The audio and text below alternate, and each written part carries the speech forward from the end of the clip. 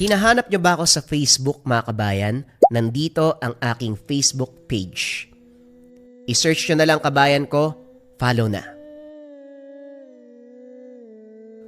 Sa baryo ng San Isidro, isang liblib na lugar sa paanan ng kabundukang Banahaw sa probinsya ng Quezon. Nakatira ang isang binatilyong nagngangalang Lando. Kilala ang baryo nila bilang payapa, napapalibutan ng palayan at makapal na gubat. Para sa mga taga roon, ang gubat ay hindi ordinaryong lugar. Pinaniniwalaan nila na tirahan nito ng mga nilalang na hindi dapat ginagalit. Bago pa magbago ang buhay ni Lando, isa lang siyang ordinaryong binatilyo. Tuwing umaga, tumutulong siya sa kanyang ama sa bukid. Nagbubungkal ng lupa, nagbabantay ng kalabaw. Kapag hapon naman, nagigib siya ng tubig sa ilog at naghahanap ng panggatong sa gilid ng gubat. Simple lang ang pangarap niya, ang mabuhay ng tahimik at makatulong sa pamilya. Isang hapon, inutusan ni Lando ang kanyang ina na mangolekta ng mga tuyong kahoy para sa lulutuin nila sa gabi. Sanay na siya sa gawain, kaya hindi niya napansin ang oras. Nang mapansin na palubog ang araw, mabilis siyang naglakad pauwi. Bagaman kabisado niya ang lugar, hindi inaasahan ni Lando na maliligaw siya. Napunta sa pinakamasukal na bahagi ng kagubatan. Habang naglalakad, pakiramdam niya ay parang umiikot sa iisang lugar. Pawis na pawis at kinakabahan. Doon narinig ang yabag ng mabigat na paa, at ang bigat ng presensya nito ay ramdam ni Lando. Bagaman takot, hindi ito pinansin at nagpatuloy sa paglalakad. Ilang hakbang pa lamang ang nagawa. Merong malalim na tinig na nagsasalita sa likuran. Bakit ka napadpad sa lugar na ito? Huwag na huwag kang lilingon.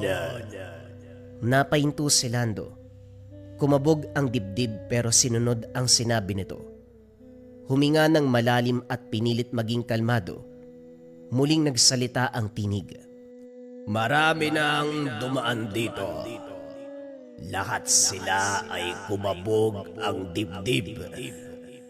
Ikaw, bakit hindi ka tumatakbo? Gusto ko lang pong makauwi. Wala po akong ginagawang masama. Kung ganon, lumakad ka ng 7 hakbang. Kapag tumingin ka pabalik, hindi ka na makakalis sa gubat na ito. Napalunok si Lando ng laway at unti-unting humakbang. Bawat hakbang, bumibigat ang pakiramdam. Parang may nakatingin sa kanya at inaantay na magkamali. Pagdating sa 7 hakbang, doon na siya tumigil. Tumahimik ang paligid. Doon pa lamang humarap si Lando. Nakita sa harapan niya ang tikbalang sa nakakatakot na anyo. Ang kalahating katawan nito ay mula sa tao at ang ibabang parte ay mula sa katawan ng tikbalang. Pero mahinahon siya at ngumiti ng bagya. Walang ano-ano. Mabilis na tumakbo si Lando pauwi. Hindi na lumingon pa. Hindi na inisip ang itsura ng tikbalang. Ang tanging hangarin lang, makalayo sa gubat at makauwi ng ligtas. Humahampas ang mga sanga sa braso at muka, pero hindi siya huminto. Ramdam pa rin ang bigat ng presensya sa likuran, kahit wala nang naririnig na yabag. Nang makita ang unang bahay sa gilid ng baryo, saka lang siya huminto at nagpahinga. Ang buong akala'y tapos na ang lahat. Akala niya ang gabing yun ay simpleng takot na makakalimutan din pagdating ng umaga. Pero nagkamali si Lando. Sa pagtakbo pag-uwi, hindi inaasahan na doon palang magsisimula ang mahirap na pagsubok sa buhay. Pagdating sa tahanan, pinagalitan ng ina dahil sa anong oras nang nakauwi at wala pa itong dalang panggatong. Hindi na nagsalita si Lando, pumasok na sa kwarto. Kinagabihan, hindi siya dinalaw ng antok. Paulit-ulit naririnig sa isipan ang malalim na tinig ng tikbalang. Pakiramdam niya, may matang nagbabantay sa kanya. Nang sumunod na araw, may mga napapansin si Lando sa sarili na kakaiba. Tumalas ang pandinig. Mas ramdam ang galaw ng hangin sa tuwing dadaan siya malapit sa gubat. Parang bumubulong sa kanya. May paanyaya. Hindi mapagtanto ni Lando kung bakit ganito ang pakiramdam. Isang hapon, habang nakaupo sa tapat ng bahay, napansin ang isang matandang albularyo, si Tandang Ramil, na dahan-dahang naglalakad sa daan. Kilala ang matanda sa baryo bilang tahimik at bihirang lumabas ng bahay. Nang magtama ang kanilang mga mata, biglang kinabahan si Lando. Parang may nabasa ang matanda sa loob niya. Nilapitan ni Lando ang albularyo at pinaliwanag ang lahat. Ang pagkaligaw niya sa gubat, ang malalim na tinig, at ang kakaibang pakiramdam sa katawan. Tahimik na nakinig ang matanda. Saka siya pinaupo sa ilalim ng puno ng mangga. Pinakuha siya ng albularyo ng mangkok na may tubig, dahon ng sili at abo. Sinimulan ang pagtatawas kay Lando. Habang ginagawa ito, biglang nanlamig ang paligid. Maya-maya pa napabuntong hininga ang matanda. May gumagabay sa'yo. Isang tikbalang. Hindi na masyadong nagulat si Lando. Parang may parte sa kanyang sarili na matagal nang may alam. Ngunit seryoso ang mukha ng albularyo. Nagpatuloy ang pagsasalita. Hindi basta-basta ang dahilan kung bakit ka pinili. May darating na pagsubok. Kung papasa ka, saka ka lang magiging karapat-dapat na mapasa ilalim sa gabay ng tikbalang. Hindi kanya pinili para takutin o saktan, kundi dahil natuwa siya sa'yo. Dahil pinili mo siyang harapin at hindi ka nagpakita ng takot. Natahimik si Lando. Doon napagtanto na ang kanyang buhay hindi na babalik pa sa dati. Ang mga araw ng pagiging simpleng binatilyo unti-unti nang mawawala. Kapalit nito, isang landas na puno ng panganib at responsibilidad. Sa likod ng mga puno ng gubat, may isang nilalang na nakamasid, nag-aantay kung magiging karapat-dapat si Lando. Hindi nagtagal, dumating ang gabi na hindi niya makakalimutan. Habang tahimik ang buong baryo at halos patay na ang mga ilaw sa mga bahay, si Lando ay nakatambay sa labas ng bahay nila, patuloy na nagpapahangin. Naramdaman niya ang malamig na simoy, pumasok sa bakuran. Tumayo ang balahibo sa batok. Doon naalala ang sinabi ng albularyo, ang unang pagpapakita ng tikbalang, senyales ng unang pagsubok. Sa gilid ng bakuran, may anino sa puno ng kawayan na unti-unting lumilitaw. Dito na lumabas ang tikbalang. Hindi agresibo, tahimik lamang na nakatayo. Pero ramdam ni Lando ang bigat ng presensya. Hindi siya tumakbo. Sa halip humarap siya at inantay ang sasabihin nito. Hindi lahat ng tao ay pwedeng bigyan ng mutya. Hindi ito laruan. Kapag napunta sa maling tao, ito ay magiging susi ng kapahamakan. Pinaliwanag sa kanya, ang mutya ay may kapangyarihang magbigay ng lakas, tapang, bilis, at kakayahang makita ng mga nilalang sa dilim. Ngunit may kapalit itong responsibilidad at sakripisyo. Ang pagsubok mo ay hindi iikot sa pisikal na laban.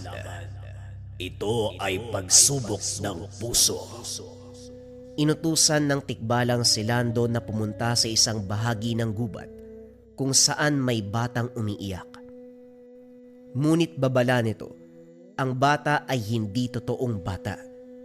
Isa itong anyo ng panlilin lang. Ang gagawin ni Lando ay simple lamang. Pipili siya. Malinaw ang bili ng tikbalang kay Lando. Kung tutulungan mo ang bata, kahit may nararamdaman kang takot, malalagpasan mo ang pagsubok. Ngunit kung tatalikuran mo siya dahil sa takot, hindi ka makakapasa. Narinig ni Lando ang iyak ng bata sa loob ng gubat. Nakita niya ang isang maliit na anyo na nakaupo sa ilalim ng puno. Nanginginig at umiiyak. Lumapit siya. Kahit nanginginig ang tuhod, alam niyang delikado, pero hindi niya kayang iwan ang bata. Habang papalapit siya, biglang nagbago ang paligid. Ang iyak ay naging halakhak. Ang anyo ng bata, unti-unting nag-iba. Humaba ang mga kuko. Namula ang mga mata at lumitaw ang pangil. Aswang! Aswang! Napatigil si Lando. Dito niya naintindihan ang tunay na pagsubok ng tikbalang. Ang bata ay hindi bata. Isa itong panlilin lang. Ngunit sa kabila nito ay hindi siya umatras. Sa halip na umatake o tumakbo, nagsalita siya. Kung sino ka man, hindi ako lalaban. Hindi rin kita iiwan kung may nasasaktan. Biglang tumigil ang aswang. Naglaho ang itsura nito. Muling bumalik sa anyong bata. Ngumiti hanggang sa nilisan ang harapan ni Lando. Hindi ito pagsubok kung gaano ka katapang sa laban. Ito ay pagtatansya kung kailan ka gagamit ng dahas at kung kailan ka gagamit ng puso. Kung umalis si Lando, siguradong hindi siya makakapasa. Kung nanakit siya dahil sa takot, siguradong babagsak din siya. Ang tunay na sagot ay manatili. Kahit takot, piliing wag maging halimaw. Kung minsan ang ating puso mismo ang nagiging daan upang mawala tayo sa sarili nating pagpapasya. Kaya naman sa ginawa ni Lando, nakapasa siya sa pagsubok. Hindi ka naging bayani dahil wala kang takot. Naging karapat-dapat ka dahil pinili mong maging mabuti kahit natatakot ka. Sa sandaling yun, yumuko ang tikbalang.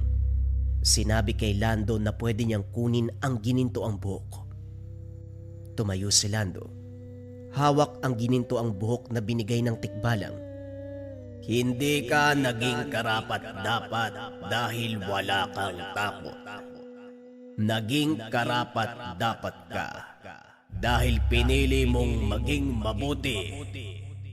Ngayon, gamitin mo ang kapangyarihan na yan sa kabutihan at sa sandaling kailangan mo ko. Tawagin mo ang aking ngalan at ako ay darating. Matapos magsalita, unti-unting nawala sa harapan ni Lando na parang alikabok na natunaw sa hangin. Mula noon, bumalik si Lando sa araw-araw na pamumuhay kasama ang pamilya. Ang ama na si Mang Ernesto at ang ina na si Aling Celia, masayang nagtatrabaho at patuloy ang pagtulong ni Lando sa bukid. Pag-aalaga ng kalabaw, simpleng pamumuhay sa baryo.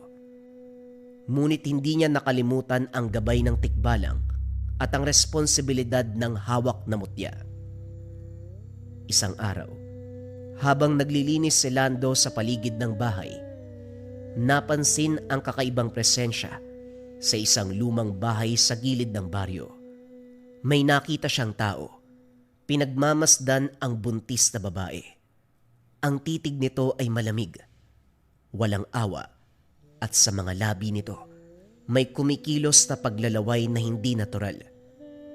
Naramdaman kagad ni Lando ang panganib. Ngumiti siya ng bagya. Alam niya kung ano ito. Isang uri ng aswang. At higit sa lahat, ito na ang unang pagkakataon na magagamit ang binigay ng tikbalang sa unang laban. Bagaman hindi pa sanay makipaglaban, merong nagtutulak sa loob niya na tulungan ang kapitbahay. Ang tapang ay susubukin sa harap ng tunay na panganib. Alam niya na babalik ang aswang para biktimahin ang babae. Hindi nga siya nagkamali pagsapit ng dilim. Muling naramdaman ang presensya ng nilalang.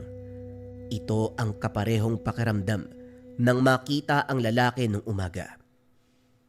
Habang tulog ang mga magulang, tahimik na lumabas si Lando, dala-dala ang itak ng ama. Ano, Lando? Kaya mo ba? Bulong niya sa sarili habang pinaghahandaan ang paparating na laban. Nakatayo si Lando sa bakuran, nakamasid sa kapitbahay. Nakita ang tiktik na nakabitin sa taas ng bubong. Nang mga sandaling ito, ramdam na ang init ng takot sa dibdib. Hindi siya makagalaw sa unang tingin sa aswang. Malamig ang titig nito. Nakatutok sa buntis sa babae. Halata ang gutom sa mata. Alam ni Lando na hindi kayang harapin ito ng mag-isa. Kahit hawak niya ang gininto ang buhok ng tikbalang. Huminga ng malalim, pilit pinakalma ang sarili. Kailangan kong gawin to para sa kaligtasan ng baryo at para sa pamilya. Wika niya. Hindi na kaya pang maghintay. Kinuha ang mutya sa bulsa, inangat at tumingala. Tikbalang, kaibigan, kailangan ko ng gabay. Tulungan mo ko! Lumitaw ang tikbalang sa likuran niya. Malakas ang presensya nito ngunit hindi nakakatakot. Pakiramdam ni Lando, banayad at kalmado.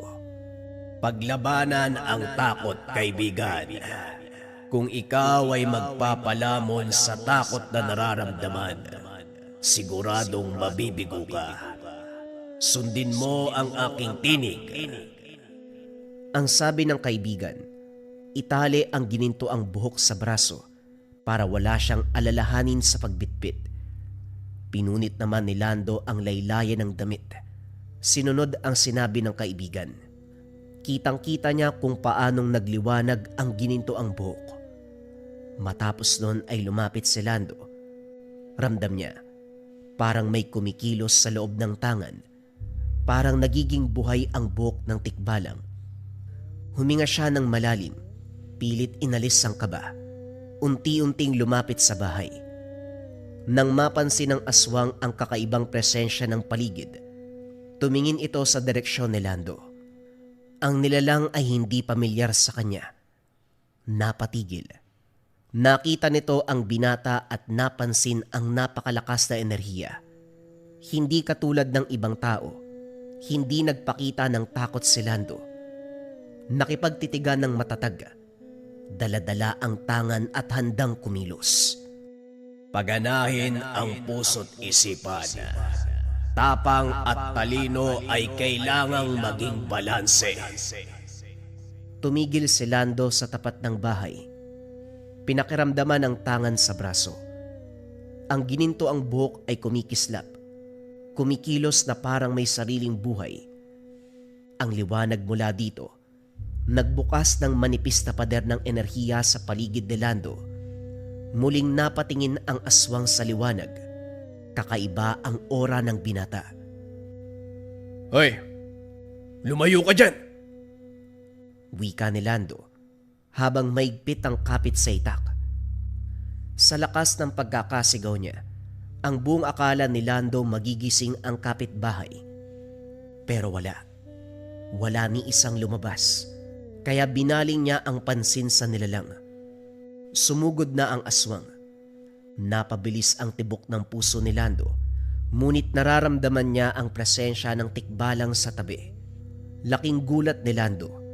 Kusang kumilos ang katawan. Isang segundo lang nasa likod na siya ng aswang. Hinataw niya ang aswang sa likod ng ilang beses. Napaungol ang nilalang at napaurong. Ramdam ni Lando ang galit ng aswang, ngunit nanatili siyang kalmado. Yan ang dahilan kung bakit ka pinili. Hindi lamang lakas ng braso, kundi tapang at puso. Ngayon gamitin mo ang isipan. Gumawa ng hakbang, gawing liwanag ang mutya. Sinunod ni Lando ang sinabi. Humakbang siya sa gilid ng bahay. pilit ginagabayan ang aswang palayo sa buntis. Sa bawat takbang niya kumikilos din ang mutya. Parang nakikinig sa kanyang isipan, pinipigil ang aswang na sumugod ng diretsyo. Ang aswang ay napilitan ng umiwas, nanginginig at naguguluhan. Sa wakas, nang mailayo niya ang aswang palayo sa bahay ng buntis, tumigil ang binata. Malakas ang tibok ng puso niya. Nang sandaling yun, tinapos na ni Lando ang buhay ng nilalang. Bago pa man makahakbang ang nilalang, inunahan na ito ni Lando. Hiniwa ang leeg ng kalaban. Napatingin siya sa braso.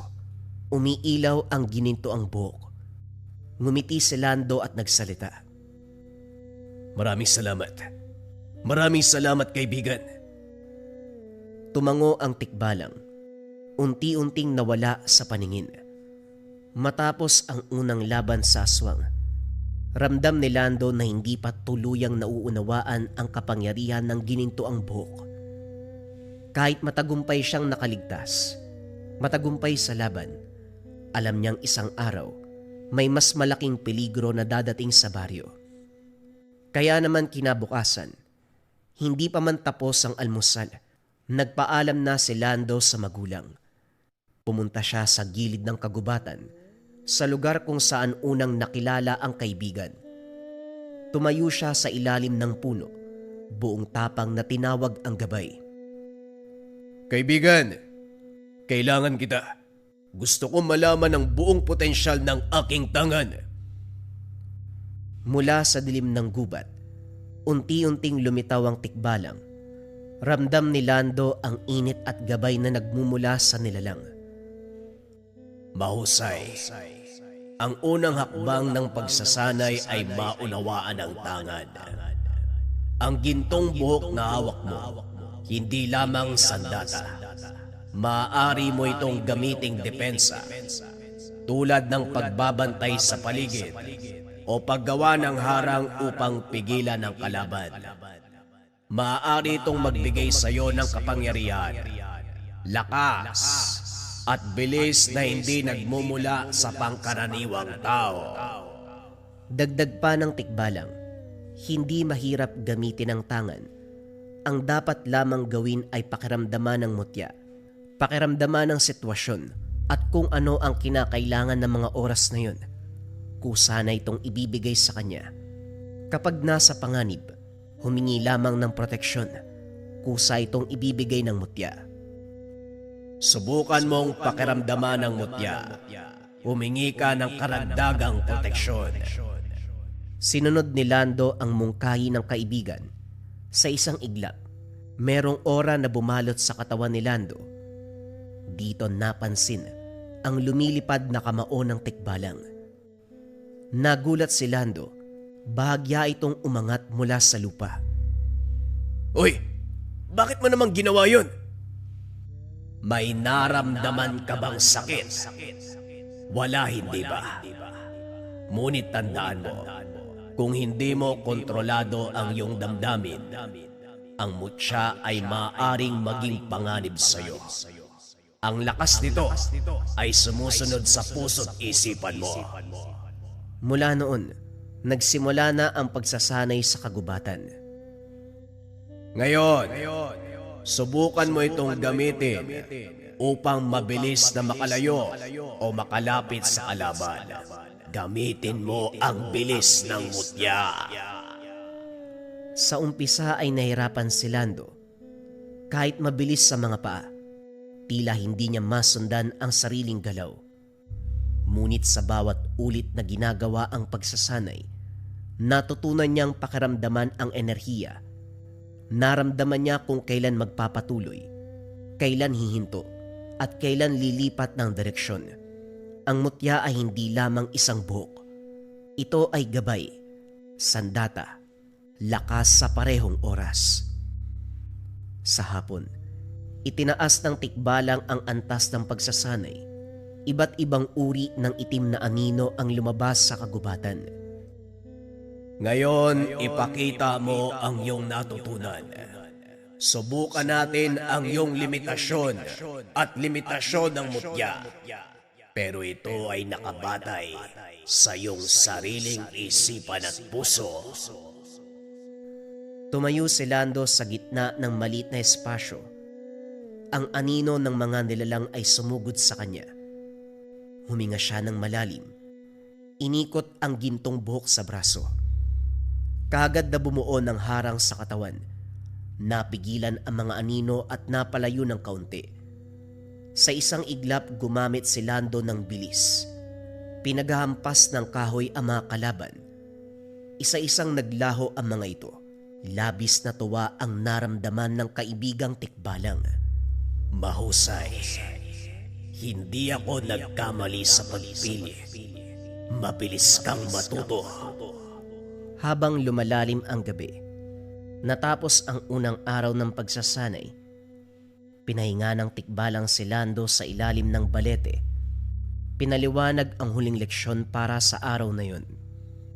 Kagaya ng sinabi ko, ang iyong tangan kailangang gamitan ng isipan. Kaya kang bigyan ng bilis, lakas, ngunit dapat alam mo sa iyong sarili kung kailan ka gagamit ng mga kailangan. Ito ay nakadepende sa iyong isipan at puso. Kapag natutunan mo ang balanse, walang aswang, nilalang o panganib ang makakagapi sa iyo. Pinisil ni Lando ang buhok.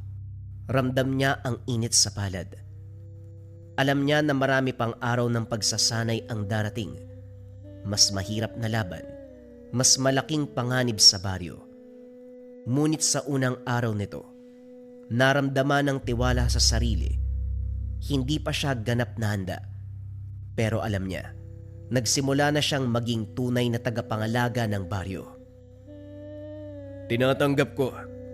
Handa akong protektahan ng baryo at gamitin ang tangan sa tama. Tumango ang tikbalang at naglaho sa ilalim ng puno ng balete. Pero ramdam ni Lando ang presensya nito sa paligid niya. Nakagabay, nakaantabay, at palaging handang ipakita ang tamang landas.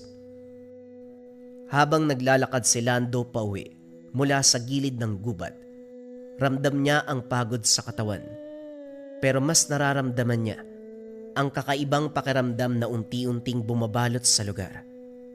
Hindi ito katulad ng presensya ng aswang na mas mabigat.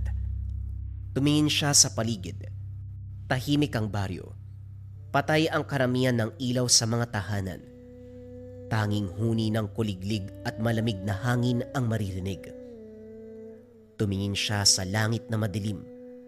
Batid niyang mga bandang 10:00 na ng gabi. Dapat ay nasa bahay na ang lahat. Pero may isang bagay na umihila ng pansin. Ang presensya ay nagmumula sa isang tahanan sa gilid ng daan. Malapit ito sa palayan. Lumang bahay, yari sa kahoy at pawid. Habang papalapit siya, mas lumalakas ang pakiramdam. Doon narinig ang isang mahinang ungol ng bata. Huminto si Lando. Kumabog ang dibdib. Ang ungol ay hindi iyak, hindi rin sigaw. Parang tunog ng batang nahihirapan. May dinadalang sakit na hindi mailabas. Hindi na nagdalawang isip si Lando. Lumapit siya sa bahay at kumatok. Sinalubong ng isang babaeng halatang balisa. Namamaga ang mga mata nito sa kakaiyak. Lando, buti dumaan ka. Yung anak namin, hindi namin alam kung anong nangyayari. Pumasok si Lando. Nakita ang bata na nakahiga sa banig. Pawis na pawis. Nanginginig. Paulit-ulit na umuungol. Maputla ang mukha nito. Nangingitim ang paligid ng mga mata. Hindi ito karaniwang lagnat o sakit. Doon niya narinig ang tinig sa kanyang isipan. Hindi ito sakit ng katawan. Isang kulam ang dumapo sa bata. Nanlamig si Lando. Ngayon niya lubos na intindihan ang kakaibang presensya na naramdaman kanina. Lumapit siya sa bata. Sinubukang hawakan ng kamay nito. Ramdam niya ang malamig na enerhiya na bumabalot doon. Hindi ito aksidente. Siguradong merong nagpataw ng sumpa sa kanya.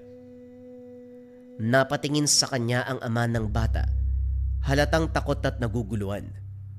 Kaibigan, baka meron kang magagawa. Huminga ng malalim si Lando. Alam niya ang limitasyon ng kakayahan.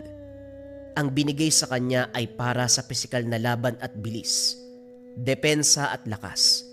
Hindi niya kayang labanan ang kulam ng mag-isa. Ito ay espiritual na laban. Hindi ako sigurado pero titignan ko kung ano magagawa ko. Lumabas si Lando ng tahanan. Tumayo sa gilid ng daanan. Pumikit at tinawag ang kaibigan. Hindi nagpakita ang tikbalang sa anyong pisikal. Pero ramdam ni Lando ang presensya nito. Ikaw ang bahala sa tao. Ako ang bahala sa espiritu. Nakaramdam ng ginhawa si Lando. Hindi man kabisado ang espiritual na laban, alam niyang nasa tamang kamay siya. Habang pinipigilan ng tikbalang ang epekto ng kulam sa bata, ramdam ni Lando ang direksyon ng masamang enerhiya. Parang may humihila sa kanya palayo sa bahay, papunta sa pinakadulo ng baryo. Hindi na siya nagpaalam pa. Alam niyang kailangang kumilos kagad. Tahimik siyang naglakad hanggang sa makarating sa isang lumang bahay, halos hiwalay sa ibang bahay sa baryo. Madilim ang paligid, kakaiba ang hangin. Sa loob ng bahay ay may ilaw ng kandila. Doon niya nakita ang isang matandang babae. Nakaupo ito sa gitna ng bahay. Sa gitna nito ay may simbolo. May mga dahon, sinulid, at isang manika na yari sa basahan. Nang makita nito si Lando, nagulat at halatang nahuli na gumagawa ng kasalanan. Sabihin mo sa akin, bakit mo ginagawa ang bagay na yan? Napatras ang matanda. Nanginginig ang mga kamay nito. Bibuelo na sana ng pag-atake si Lando, kaso nga lang nagsalita ang matanda. Mula lang sa away, tinuruan ko lang ng leksyon ng bata. Nanlaki ang mga mata ni Lando. Tinuruan ng leksyon. Bata ang kinulam mo. Biglang bumigat ang hangin sa loob ng bahay. Ramdam ng binata ang presensya ng tikbalang. Kahit hindi mo ito nakikita. Wala kong balak na patayin ng bata. Ang sa akin lang, gusto ko siyang turuan ng leksyon sa ginawa niya sa apo ko. Nang dahil sa away bata, talagang nakisali ka pa. Ginamit mo ang lihim na karunungan. Hindi mo kailangan mamatay pero kailangan mo nang tumigil. Kinuha ni Lando ang mga gamit nito. Binasag ang mga simbolo ng ritual. Napaluhod ang matanda. Kagad nitong binawi ang kulam. Tinanggal ang orasyon. Binasag ang mga gamit. Binulong ang mga orasyon upang tuluyang mawala ang kulam. Nang sandaling yon gumaan ang hangin, ramdam na ni Lando ang pagbabago. Alam niya na humupa na ang kulam. Kapag inulit mo pa ang gawain ito, at sa oras na malaman ko na ikaw pa rin ang salarin kahit sa ibang tao, hindi na kita papalusutin. Papatayin kita! Mabilis siyang bumalik sa bahay ng bata. Pagpasok niya, nakita niyang mahimbing na natutulog ito. Hindi na nanginginig. Normal na ang paghinga. Napaupo sa tabi ng banig ang ina. Napahagulgol sa ginhawa. Maraming salamat. Maraming salamat, Lando. Wala po nga naman. Masaya ako at nakatulong sa kapwa. Isa lang po ang hingin kong kapalit. Huwag niyo po sana ipagsabi kahit kanino sa baryo ang ginawa ko. Tumangulang naman ang babae. Pagkatapos lumabas na si Lando ng bahay. Tumingala ito sa langit at nagpasalamat sa amang may likha. Nararamdaman pa rin niya ang presensya ng kaibigan. Hindi lahat ng laban nasusukat sa lakas. Minsan, sa pagpili kung kailan lalaban at kailan magpapatawad. Tahimik na naglakad si Lando. Patuloy niyang nararamdaman ang bigat ng responsibilidad na nakaatang sa kanyang balikat. Napagtanto niya sa sarili na hindi na siya isang normal na binata. Isa na siya sa maituturing tagapuksa ng mga masasama. Alam niyang mas mahaba pa ang kanyang landas. Mas marami pang pagsubok. Mas mabigat na desisyon ang kailangang gawin. Ngunit sa gabing yun, napatunayan niya sa sarili na handa siyang tumayo hindi lang para lumaban, kundi upang maging tagapagligtas. Lingid sa kalaman ni Lando, papyaw pa lamang ito sa pagsubok at tungkulin na gagampanan. Akala niya noon, sapat na ang tapang at mutya upang maprotekta ng baryo. Ngunit sa paglipas ng panahon, unti-unti niyang naunawaan na mas malalim, mas mabigat na responsibilidad ang nakaatang sa kanya. Dumating ang mga araw, naging mga buwan, hanggang sa umabot ng iilang taon. Tahimik ang naging buhay ng pamilya ni Lando. Si Mang Ernesto ay patuloy sa pagtatrabaho sa bukid. Si Aling Celia naman ay abala sa bahay. Si Lando ay tumutulong kung saan kailangan, ngunit palihim pa rin na nagbabantay sa baryo. Paminsan-minsan nararamdaman niya ang presensya ng tikbalang, palatandaan na hindi siya nag-iisa sa tungkulin. Sa una payapa ang lahat, walang aswang na nagpapakita, walang kakaibang pangyayari. Unti-unting naging kampante ang mga tao. Pero isang araw, may isang bata sa baryo ang nagkasakit. Akala ng lahat karaniwang lagnat lamang. Makalipas ang ilang araw, isa pa ang nagkasakit. Matapos nun, dumami ang mga bata na nangihina ang katawan. Napansin ito ni Lando. May kakaiba sa mga sakit ng mga bata. Bigla ang panghihina, pamumutla, isama pa ang bangungot sa gabi. Kaso nga lang, wala siyang maramdamang mabigat na presensya katulad ng aswang o kulam. Yon ang lalong nagpalito sa kanya. Bakit ganito? Alam ko na hindi to normal. Isang hapon, habang naglalakad siya sa gitna ng baryo, nakita niya ang matandang albularyo, si Tandang Ramil. Mabagal itong naglalakad at may hawak na baston. Seryoso ang muka. Kilala si Tandang Ramil bilang tahimik, ngunit malalim ang kaalaman sa mga lumang karunungan. Nilapitan siya ni Lando. Tandang Ramil, may alam po ba kayo sa mga nangyayari sa bata? Matagal ko na itong nararamdaman, pero ngayon lang naging malinaw. Dinala ni Tandang Ramil si Lando sa isang tahanan kung saan may batang nagkakasakit.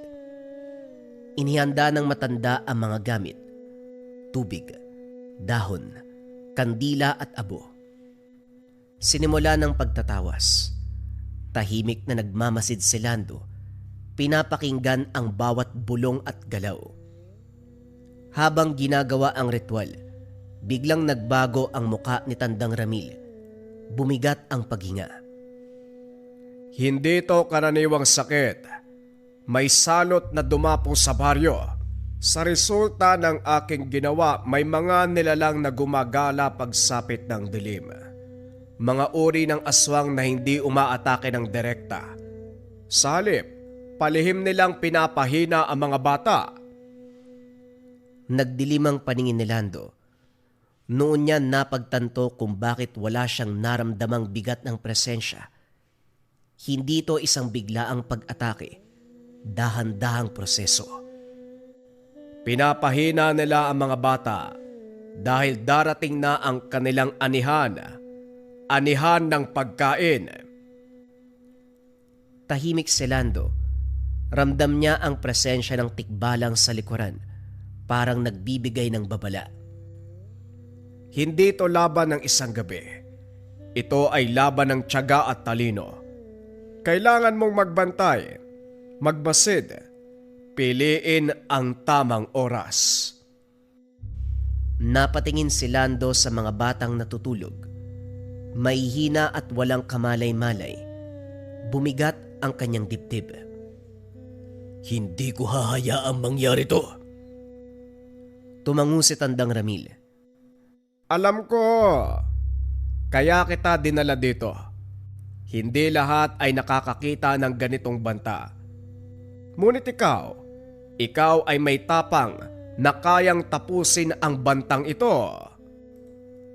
Paglabas nila ng bahay, tumingin si Lando sa baryo. Sa unang tingin tahimik at payapa pa rin ito. Ngunit ngayon, alam niya na ang katotohanan na may digmaan na nagaganap kahit hindi ito nakikita ng mata. Doon niya naintindihan ang kanyang papel ay hindi lamang lumaban kundi magbantay, magintay at protektahan ang mga walang laban. Ngunit sa harap ng mga batang patuloy na nagkakasakit, unti-unting napalitan ng galit ang kanyang katahimikan. Ipinaliwanag ni Lando kay Tandang Ramil ang balak niya. Tandang Ramil, hindi ito matatapos hanggat buhay pa mga aswang na nagpapalaganap ng salot. Mag-iingat ka, Lando. Ang galit ay mabigat na kasama. Hindi lahat ng laban dapat agarang sinasalubong. Hindi nakinig si Lando. Sa kanyang isipan malinaw ang gagawin. Tapusin na ang banta. Sa kalagitnaan ng gabi ay nagising si Lando. May naramdaman siyang presensya na hindi lamang isa. Marami. Kaya naman dahan-dahan siyang bumangon. Kinuha ang itak at lumabas sa bakuran. Tahimik ang paligid. Walang buwan sa langit at ang hangin ay tila may dalang masamang balita. Sinundan ni Lando ang bakas ng presensya. Bawat hakbang ay maingat. Hindi nagtagal, nakita niya ang 4 na aswang na naglalakad papunta sa baryo. Mga anyong tao sa unang tingin, ngunit ang galaw nila ay kakaiba, na para bang hindi lumalapat ang mga paa sa lupa. Makikitang gutom ang mga mata. Hindi na inantay pa ni Lando na makarating ang mga ito sa unang bahay. Lumabas siya sa dilim. Hanggang dito lang kayo! Wika ni Lando. Kasabay nun, naramdaman niya ang bigat sa likuran. Lumitaw ang tikbalang. Tahimik ngunit handang lumaban. Nang makita ito ng 4 na aswang, nagkagulo ang mga ito at nagpulasan. Hindi na nag-aksaya ng oras ang tikbalang at si Lando. Hinabol ng tikbalang ang dalawa. Si Lando naman ang humabol sa iba. Mabilis ang kaganapan. Isang iglap na abutan ng gabay ang 2 aswang. Walang pag-aalinlangan. Pinutulan ng ulo. Bumagsak ang katawan sa lupa. Samantala, nahabol ni Lando ang unang aswang. Wala siyang ipinakitang awa. Sa isang malakas na hataw ng itak, nahati niya ang katawan nito. Bumagsak ang aswang. Wala nang pagkakataong lumaban. Ngunit ang isa, hindi niya kagad pinatay. Sa halip ginamit niya ang mutya upang marka nito. Tahimik niyang sinundan ang aswang habang ito ay tumatakas palayo sa baryo. Mahaba ang naging habulan. Tumawid sila ng kagubatan, ilog at matatarik na daanan.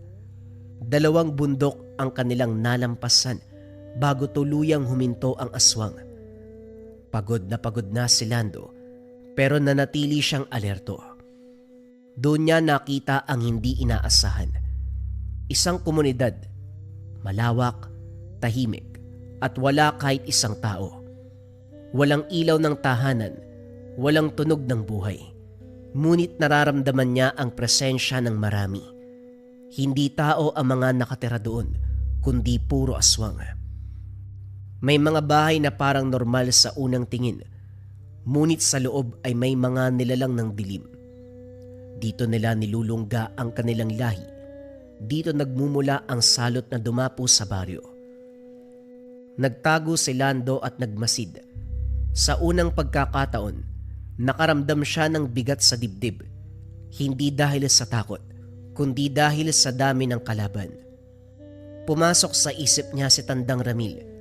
Alam niyang dapat ipaalam ito sa matanda. Alam niyang kailangan ng plano, kaso nga lang nanaig ang galit. Kung hindi ko sila pipigilan ngayon, mas maraming bata ang magdurusa. Hindi niya na inisip ang magiging resulta ng kanyang kapusukan. Hawak ang itak at ang mutya. Tumayo si Lando mula sa pinagtataguan. Hindi niya alam na ang hakbang na yun magbubukas ng mas malaking digmaan. Isang digmaan na susubok, hindi lamang sa kanyang lakas, kundi sa kanyang puso at isipan. Nang gabing yun, sa gitna ng lupain ng mga aswang, nagsimula ang pinakamapanganib na yugto ng kanyang buhay. Pagpasok ni Lando sa lungga ng mga aswang, bumigat ang dibdib. Sobrang tahimik ng lugar. Wala siyang nakitang kahit isang aswang. Walang nagbabantay, walang gumagala, walang ungol o halakhak na inaasahan niya, na para bang sinadya ang katahimikan. Humigpit ang hawak niya sa itak. Ramdam niya ang presensya ng mutya. Nanginginig ito sa kanyang palad, parang nagbababala. Sa kanyang isipan, narinig ang mahinang tinig ng gabay. Mag-iingat ka. Napaghandaan nila ang pagdating mo. Dahan-dahan siyang naglakad sa loob ng komunidad. Ang mga bahay ay bukas ang pintuan. Ang ilan ay may bakas ng dugo sa sahig. Ang hangin ay nangangamoy bulok at kamatayan. Sa isang bahay na hindi kalayuan sa kinakatayuan niya, may matipunong lalaki na tahimik na nakaupo sa bangko sa labas ng bahay. Malapad ang balikat, makapal ang mga braso. Ang kanyang mga mata ay may kakaibang talim. Siya ay tumayo at marahang pumalakpak.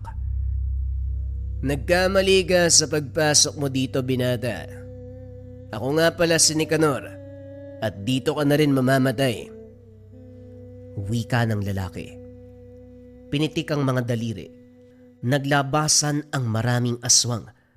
Ang ilan ay gumagapang pababa ng pabaliktad. Ang iba ay tumalon.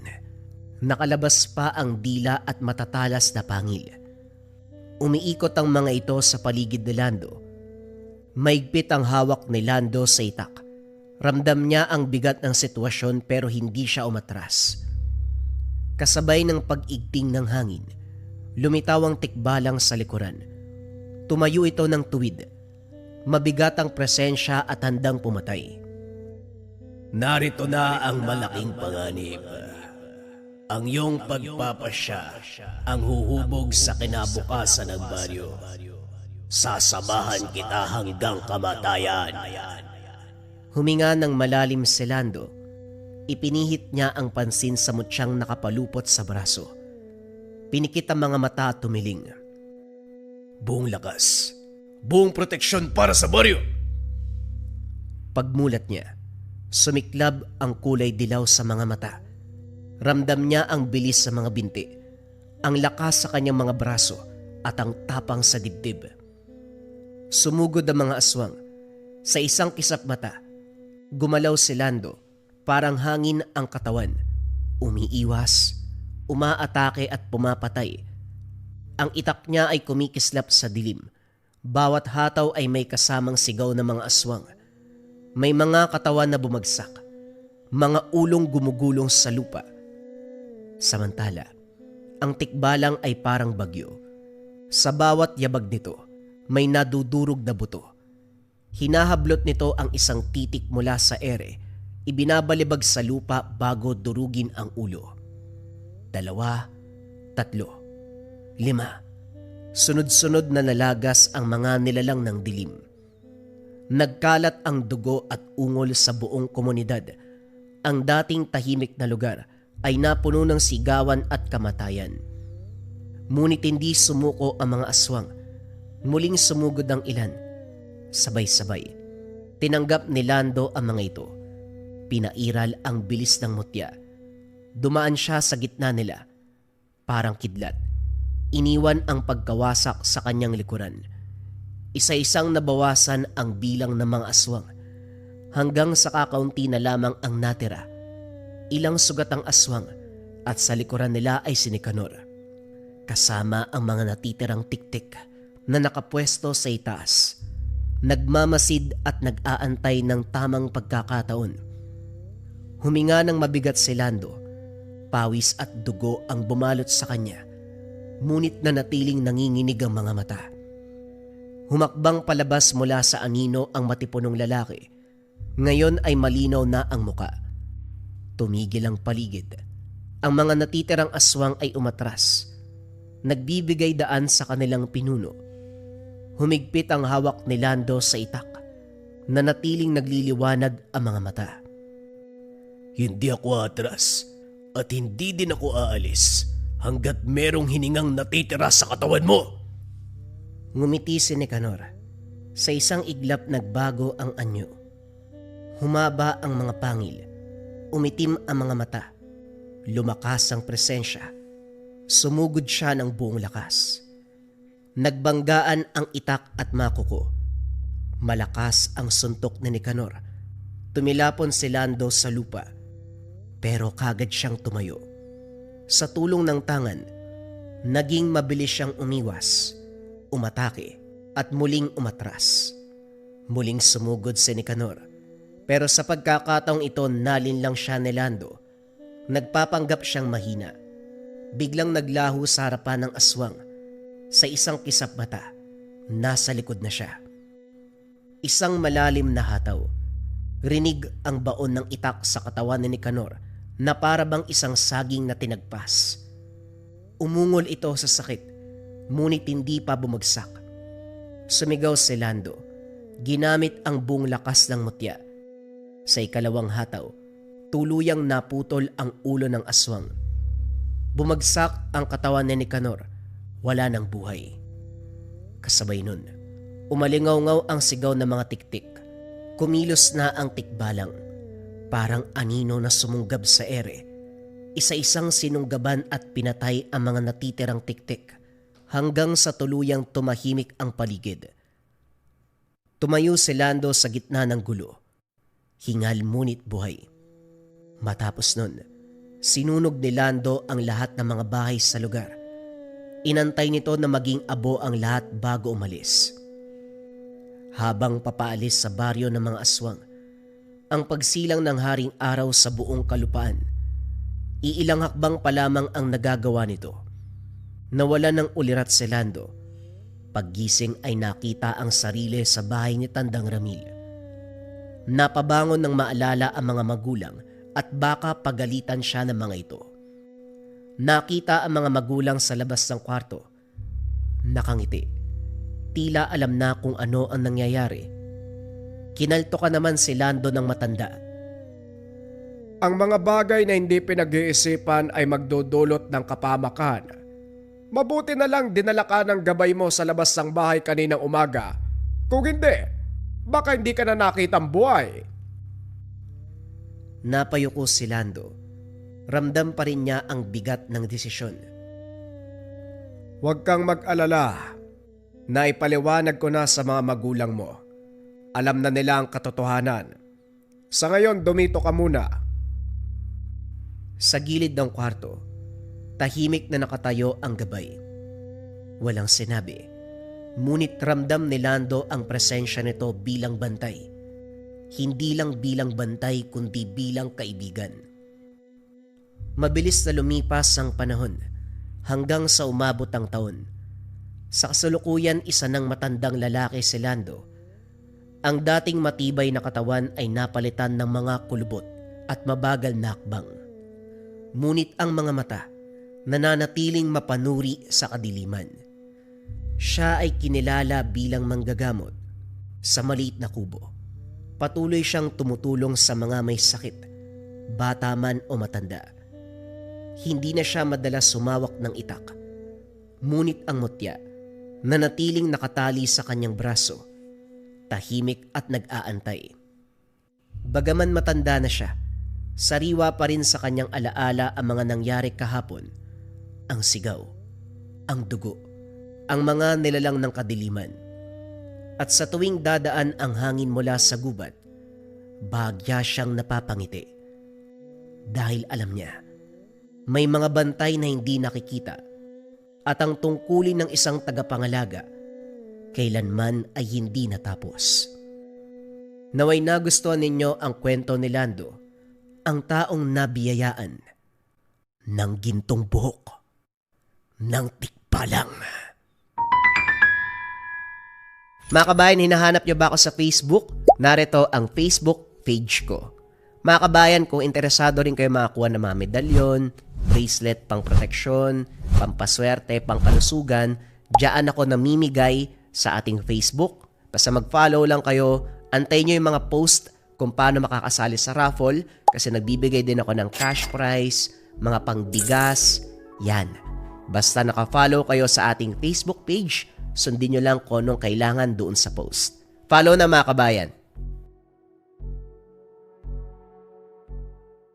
Top 5 items na kailangan mo sa Lika Merchandise ngayong 2026. Simulan natin kaagad sa number 1. Number 1, Gunita Bracelet for Good Health Bracelet. Yung energy and vibration na ina-attract ng ating Gunita Bracelet ay nakakatulong sa pagpapaganda ng kalusugan. Laging tandaan mga kabayan, para saan ang ating mga swerte, kayamanan, kung hindi maganda ang ating kalusugan. Kung ang priority mo ay magandang kalusugan, energy and vibration na ina-attract, dito ka sa ating Gunita Bracelets. Number 2, ang ating Gintong Gabay o Gabay Medallion Ethnic Version. Pareho lamang ng bisa to mga kabayan, sa designs lamang siya nagkaiba. Ito Gintong Gabay, ito naman ethnic yung approach. Ang bisa nito mga kabayan ay pampaswerte at gabay sa career, health, love life, and finance. Kung nangangailangan ka ng swerte at gabay sa 4 na aspeto ng buhay ngayon 2026, kung kailangan mo ng guidance sa araw-araw ngayon 2026, dito ka sa top 1 necklace natin, ang Gabay Medallion pangkalahatan. Pili ka na lang ng designs kabayan.